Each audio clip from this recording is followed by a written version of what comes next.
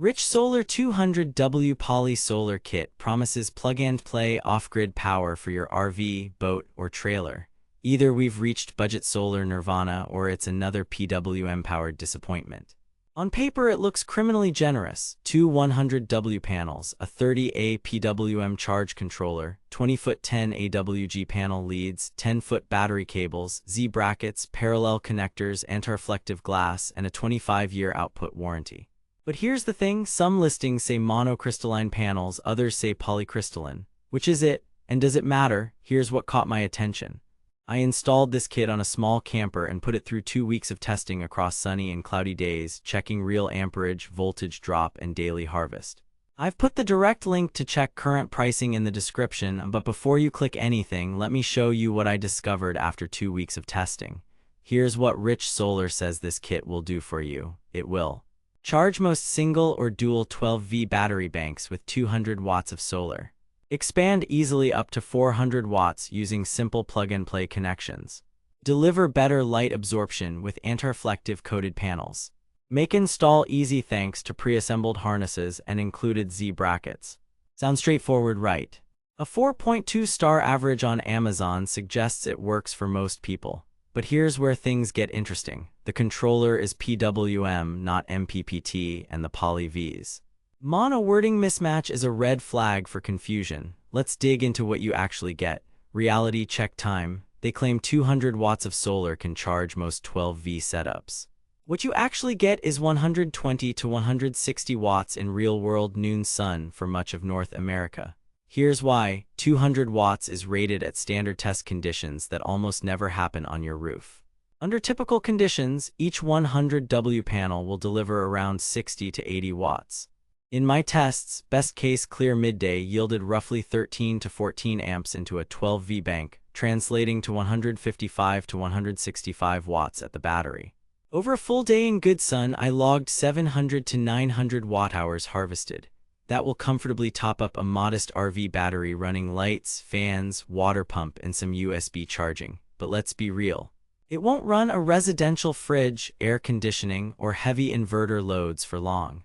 They claim easy expansion to 400 watts on a 30A PWM controller. What you actually get is borderline current at max sun and diminishing returns with PWM.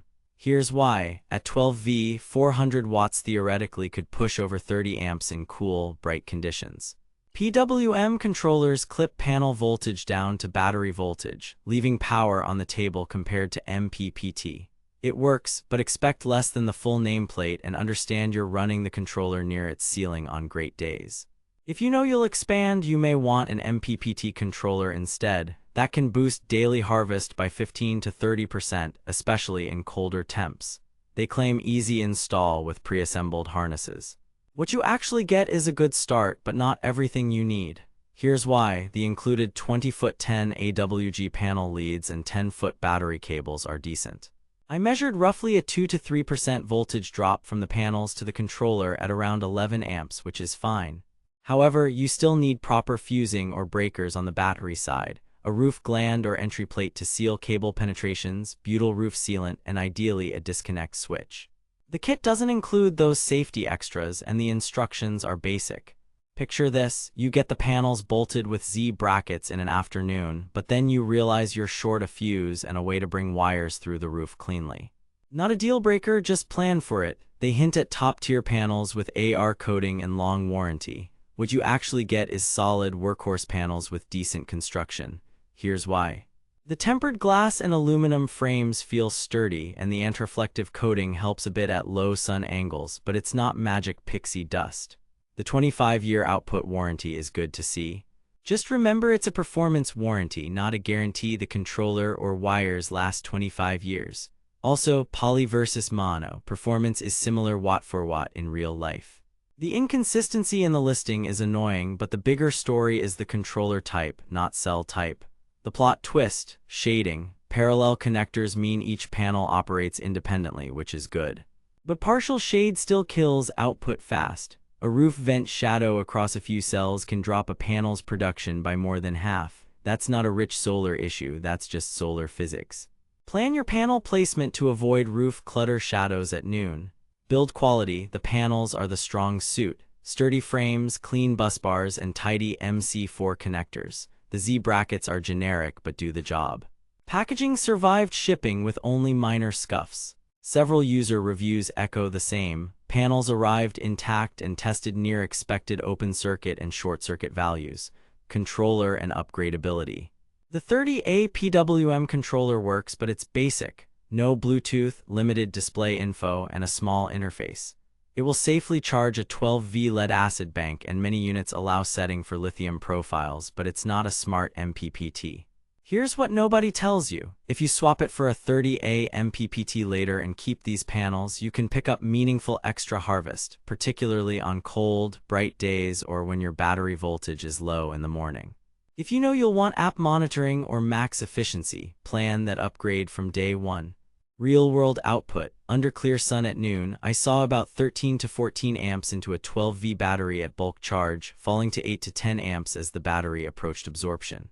Cloudy conditions ranged between 2 and 6 amps total. Compared with other 200W kits I've tested, this lands right where I'd expect for PWM. Nothing impossible here, just honest physics. Installation experience. Pre-drilled panel holes make Z-bracket mounting straightforward.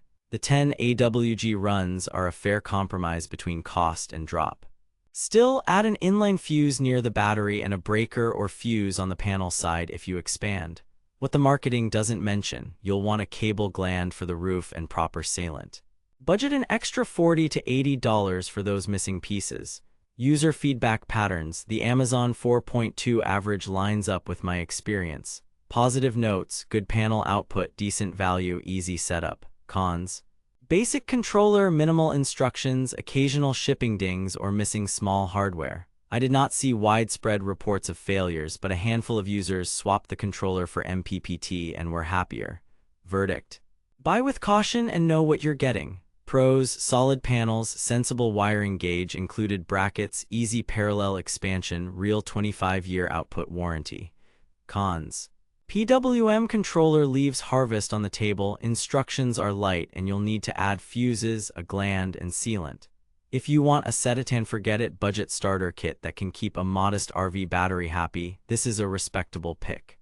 If you care about squeezing every watt and plan to run bigger loads, save your money for a kit with an MPPT controller or budget for a controller upgrade. Value-wise, if the total kit price lands near $1 per watt, it's compelling. If it creeps way above that, there are smarter options. Stay savvy out there. Thanks for watching. If this review saved you from wasting money or helped you find something actually worth buying, I've put the link to check current pricing and read more reviews in the description. And hey, if you do decide to buy through my link, it helps fund these investigations without costing you extra.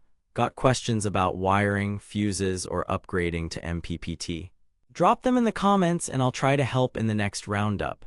Next up, I'm testing a 300W roof kit versus a portable suitcase system to see which actually wins in real life. See you in the next one.